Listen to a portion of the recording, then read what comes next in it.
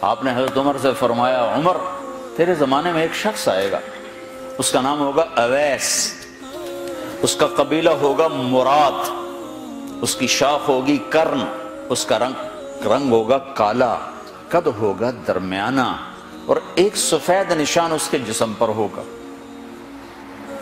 جب وہ آئے تو تم اس سے دعا کرانا، علی تو بھی کرانا، عمر تو بھی کرانا، اور میں قسم کھا کے کہتا ہوں کہ اویس جیسوں سے دنیا بھر جائے تو عمر و علی کے ایک بدن کے بال کے برابر نہیں، لیکن اس کے ذریعے سے ایک پیغام آگے پہنچانا تھا۔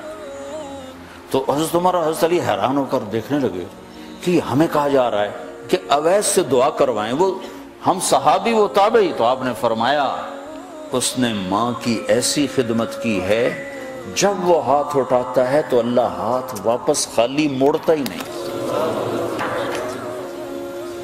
یہ پیغام پہنچانا تھا کہ ماں باپ کے آگے جھکو۔ جس دیش میں آپ رہتے ہیں یہاں کام کی رفتار بہت تیز ہے، ماں باپ اگر موجود ہیں تو کم ہی کچھ نصیبوں والے ہیں جن کو کچھ اولاد کی خدمت ملتی ہے، ورنہ دیواروں کے ساتھ ہی زندگی گزر رہی ہوتی ہے۔ تو عمر رضی اللہ عنہ جب خلیفہ بنے تو ہر سال حج کرتے تھے، ہر سال ان کو ڈھونڈواتے۔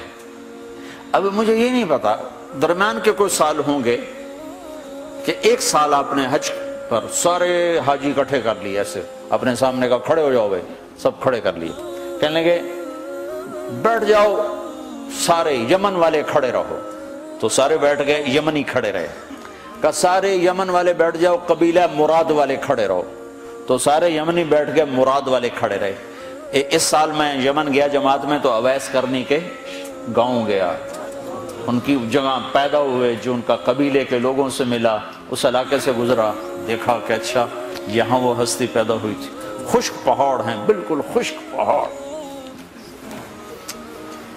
پھر آپ نے کہا مراد والے بیٹھ جاؤ، قرن والے کھڑے رہو، تو صرف ایک آدمی باقی بچا۔ تو آپ نے اس سے پوچھا تم قرنی ہو؟ کہ جی ہاں۔ اویس کو جانتے ہو؟ کہ جانتا ہوں، میرا سگا بھتیجا ہے، میرے بھائی کا بیٹا، لیکن وہ تو تھوڑا پاگل سا ہے، آپ اس کا کیوں پوچھ رہے ہیں؟ تو عمر رضی اللہ تعالیٰ عنہ رونے لگے، کہا وہ نہیں، تو پاگل نظر آتا ہے۔ پھر آپ نے پوچھا کدھر ہے؟ آیا ہوا ہے حج میں ہے؟ کہ جی ہے۔ کدھر ہے؟ کہ جو اونٹ چرانے نکلا تھا عرفات کی طرف۔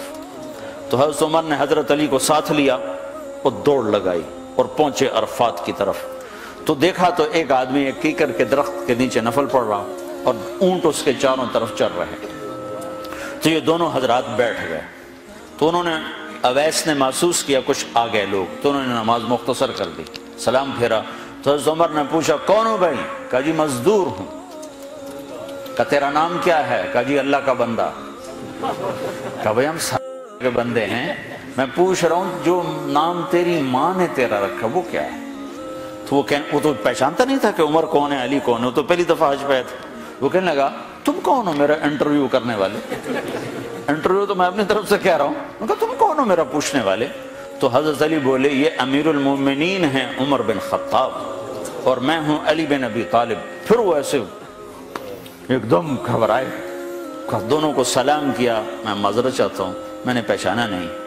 تو عمر رضی اللہ عنہ نے فرمایا ہاتھ اٹھا، ہاتھ اٹھا۔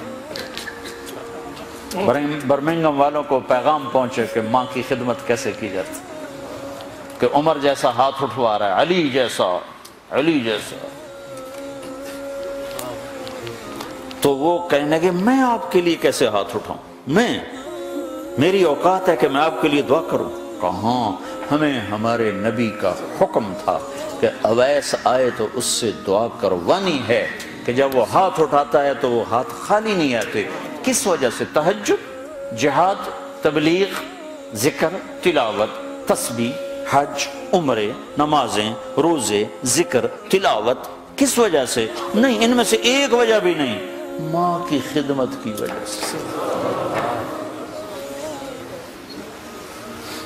پھر ایک اور جگہ آپ نے فرمایا کہ لوگ جب جنت میں چلیں گے تو اویس بھی چلے گا، جب جنت کے دروازے پر پہنچے گے تو اللہ تعالیٰ فرمائیں گے اویس کو روک لو باقی کو جانے دو۔ تو اویس گھبرا جائیں گے، کہیں گے یا اللہ مجھے کیوں روک لیا ہے؟ تو اللہ تعالیٰ فرمائیں گے ٹھہر جاؤ، جانے دو ان کو۔ ہاں بھائی، اب یہ سامنے جہنم کے لوگ کھڑے ہوئے ہیں، تو شفاعت کر، تیری تو فعل لاکھوں انسانوں کو جنت میں ڈالو، تجھے اس لیے روکا ہے کہ تو شفاعت کر، جدھر تیری انگلی اٹھتی جائے گی ان کے لیے جنت لکھتی چلی جائے گی، ان کے لیے جنت لکھتا چلا جاؤں گا، جدھر جدھر تو انگلی اٹھائے۔ صرف پونڈ ہی سب کچھ نہیں، مائیں بھی بہت کچھ، صرف پونڈ ہی سب کچھ نہیں ہے، باپ بہت کچھ ہیں۔